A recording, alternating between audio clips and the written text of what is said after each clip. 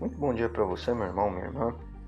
Nosso evangelho hoje está em Lucas 13, dos versículos 1 ao 5. E é uma passagem que não é assim muito conhecida, né? Jesus estava conversando com algumas pessoas e elas foram dizer a ele a respeito do sangue de alguns galileus que haviam, pelo que o texto nos diz, morrido em um acidente, a queda de uma torre em Siloé, uma localidade ali na Judéia. E aí Jesus adverte essas pessoas fazendo uma pergunta, né? Vocês julgam que esses galileus mortos eram mais pecadores que todos os outros porque sofreram dessa forma?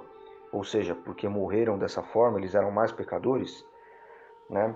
Ele pergunta para as pessoas ali, para as pessoas que vão até ele perguntar, falar a respeito desse caso. Ele diz no 3, ele mesmo responde a sua pergunta, né? Eu asseguro que não.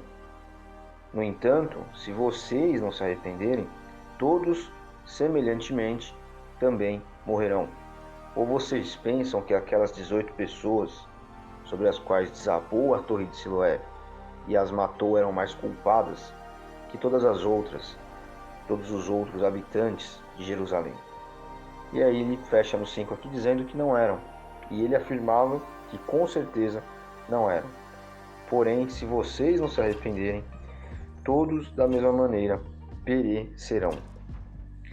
E aqui é muito interessante porque a aplicação que nós fazemos desse texto para o dia de hoje é que muitos cristãos estão nessa chave aqui, estão nessa situação, né?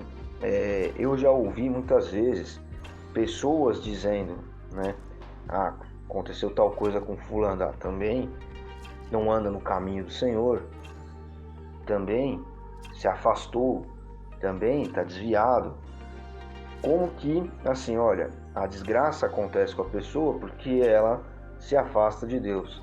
A desgraça acontece com a pessoa porque, como se assim, aquela pessoa que pode até estar realmente afastada, enfim, mas como se aquela pessoa não fosse tão pecadora como quem está falando, como quem está dizendo. Tem uma outra passagem no Evangelho, no Novo Testamento, né, que diz, olha, aquele que está em pé, tome cuidado para não cair. E o que é esse alerta? Isso também é um alerta, né? Tal qual Jesus faz aqui, essa outra passagem do Novo Testamento também traz um alerta. Olha, não queira achar que você é forte demais, que você se garante sozinho. Quem garante a sua permanência em pé é Cristo. Você tem que estar fincado em Cristo. Você tem que reconhecer a sua pequenez, as suas falhas, a sua natureza errante em Cristo, e para Cristo, e pedir perdão. A diferença está aí. O afastado, ele, enfim, está afastado, ele não está em comunhão com Jesus. A comunhão, ela se dá na igreja, né? Através da ceia, através da convivência com os irmãos, o crescimento espiritual, né? Ou seja, a aproximação de Jesus se dá em todo um contexto, aí sim, de caminhada junto com a igreja, de estar perto do corpo de Cristo, né? De estar no caminho. O Evangelho é isso, o Evangelho é um caminho. Existem pessoas que não querem estar nesse caminho, estão fora dele. Mas não é porque estamos no caminho que vamos olhar para os outros e pressupor que as coisas que acontecem, boas ou ruins, acontecem em virtude disso, né? Como aqui essas pessoas, elas imaginaram que aqueles pobres coitados ali que foram soterrados por uma torre que desabou, sofreram isso porque tinham pecado.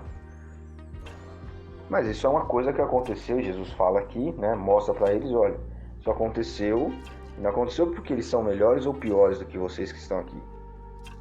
Né? Vocês que tomem cuidado para não serem aí sim condenados, né? Todos vocês da mesma maneira perecerão, se vocês não se arrependerem, é o que Jesus diz aqui no versículo 5. E como é pródiga, né? Como essa atitude é pródiga em muitos cristãos, como isso acontece de maneira recorrente.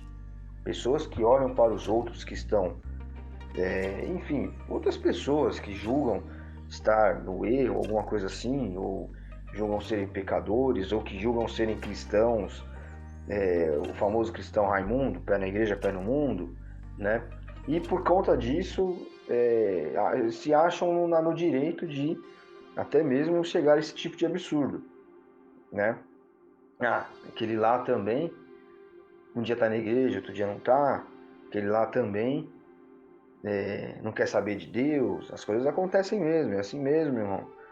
Não, aquele lá não é problema meu, aquele lá eu oro por ele, se eu puder conversar, eu converso e tento trazer de volta para a comunhão, mas se eu tiver essa atitude aqui superior, eu caio no problema dessas pessoas que Jesus está aqui alertando, né? Ele fala em outra oportunidade aqui no Evangelho assim: você, em vez de olhar a trave no olho do irmão, tome o cisco no olho do irmão, tome conta da trave, né? Do toco, do pau que tem no seu olho. Então, aqui é mais ou menos a mesma coisa.